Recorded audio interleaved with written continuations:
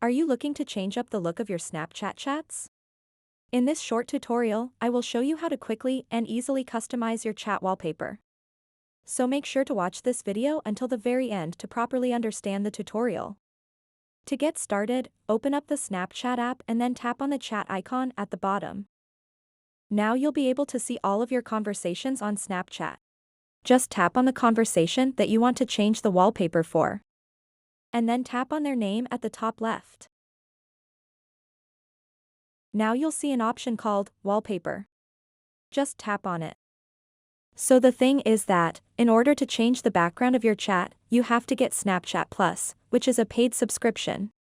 You have two pricing plans to choose from.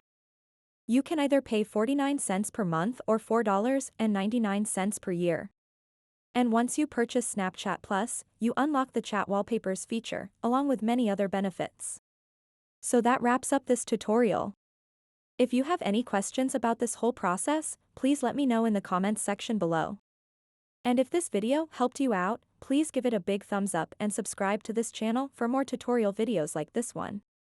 Thank you so much for watching and have a good day.